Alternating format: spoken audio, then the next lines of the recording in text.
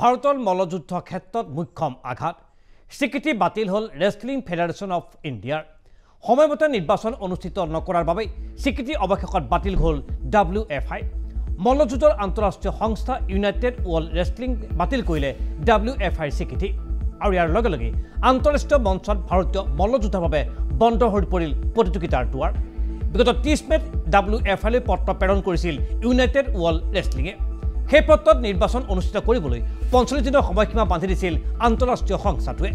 15 জুলাইৰ ভিতৰত নিৰ্বাচন অনুষ্ঠিত নহলে WFI স্বীকৃতি বাতিল হ'ব বুলি হকনি প্ৰদান কৰা হৈছিল সেই বিশেষ পত্ৰখনৰ জৰিয়তে আন্তঃৰাষ্ট্ৰীয় সংস্থাটোৰ এই সিদ্ধান্তৰ ফলত আগন্তুক ৱৰ্ল্ড ৰেসলিং চেম্পিয়নশ্বিপত ভাৰতীয় পতাকা তলত অংশ ল'ব নোৱাৰিব দেশৰ মল্লযোদ্ধাসকলে বিপৰীতে ইউনাইটেড ৱৰ্ল্ড ৰেসলিঙৰ অধীনত প্ৰতিযোগিতাত অংশ ল'ব পাৰিব ভাৰতীয় খেলুৱৈসকলে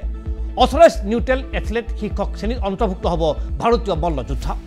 ৰাষ্ট্ৰটিক মেৰপাকত WFI দৰে সংগঠন সোমাই পৰাৰ বাবে অৱশেষত স্বীকৃতি বাতিলৰ দৰে ঘটনা সংঘটিত হ'ল এইখন ভাৰতবৰ্ষৰ ক্ষেত্ৰত এক কথাত আজিৰ দিনটোত ভাৰতীয় মল্লযুদ্ধৰ ক্ষেত্ৰৰ বাবে এক কলাদিন হিচাপে চিহ্নিত হ'ল WFIৰ অধ্যক্ষ ব্ৰিজভূষণ চৰণ সিঙক ৰক্ষণাবেক্ষণ দিবলৈ গৈ ভাৰতীয় মল্লযুদ্ধ ক্ষেত্ৰলৈ অন্ধকাৰ নমাই আনিলে ভাৰত চৰকাৰে নিৰ্বাচন অনুষ্ঠিত নোহোৱাৰ আঁৰটো প্ৰভাৱশালী বিজেপি নেতা ব্ৰিজভূষণ চৰণ সিং বুলিয়েই চিহ্নিত কৰা হৈছে উল্লেখযোগ্য যে WFIৰ অধ্যক্ষ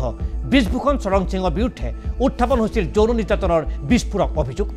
ভাৰতৰ কেইবাগৰাকীও তাৰকা মল্লযোদ্ধাৰ ব্ৰিজভূষণৰ বিৰুদ্ধে আনিছিল যৌন নিৰ্যাতনৰ বিস্ফোৰক অভিযোগ উত্থাপন কৰা মল্লযোদ্ধাৰ তালিকাত আছিল অলিম্পিক পদক বিজয়ী বজৰং পুনিয়া সাক্ষী মালিক এছিয়ান গেমছৰ পদক বিজয়ী বিনেশ ফোগাটো প্ৰায় 3 মাহ ধৰি মল্লযোদ্ধাসকলে ন্যায়ৰ দাবীত সাব্যস্ত কৰিছিল প্ৰতিবাদী কাৰ্যসূচী যন্ত্ৰৰ মন্ত্ৰত দিনে নিশাই ভুক্তভোগী মল্লযোদ্ধাক ন্যায় প্ৰদানৰ দাবীৰে সাব্যস্ত হৈছিল ধাৰাবাহিক প্ৰতিবাদৰ কাৰ্যসূচী কিন্তু ইমানৰ পাছতো গা এৰা নাছিল দিল্লী আৰক্ষী বিজেপিৰ সাংসদ হোৱাৰ বাবে বিজেপিৰ একাংশ শীৰ্ষ নেতাৰ ঘনিষ্ঠ হোৱাৰ বাবে চৰকাৰে ৰক্ষণাবেক্ষণ দিছিল ব্ৰিজভূষণ চৰণ সিঙক হাৰ মনা নাছিল প্ৰতিবাদকাৰী মল্লযোদ্ধাসকলে যাৰ পৰিণতিত দেশৰ মল্লযুদ্ধৰ ক্ষেত্ৰখনত সৃষ্টি হৈছিল চৰম অচল অৱস্থা পৰিস্থিতিলৈ লক্ষ্য ৰাখি WFI পূৰ্বৰ সমিতি ভংগ কৰি নতুন নিৰ্বাচনৰ আহ্বান জনাইছিল ভাৰতীয় অলিম্পিক সংস্থাই পোনপ্ৰথমে 12 আগষ্টত নিৰ্বাচনৰ তাৰিখ ঠিক কৰা হৈছিল যদিও বিভিন্ন জটিলতাৰ বাবে অনুষ্ঠিত হোৱা নাছিল এইবাৰ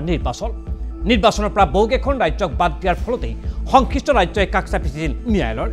হাৰিয়ানা অসমকে ধৰি কেইবাখন ৰাজ্য কাষ চাপিছিল ন্যায়ালয়ৰ যাৰ পৰিপ্ৰেক্ষিতত ন্যায়ালয়ে WFI নিৰ্বাচন জাৰি কৰিছিল স্থগিতাদেশ এইদৰে দুবাৰকৈ WFI নিৰ্বাচন আহি পৰিছিল স্থগিতাদেশ যাৰ ফলত ইউনাইটেড ৱৰ্ল্ড ৰেসলিঙে বান্ধি দিয়া নিৰ্দিষ্ট সময়ৰ ভিতৰত অনুষ্ঠিত হোৱা নাছিল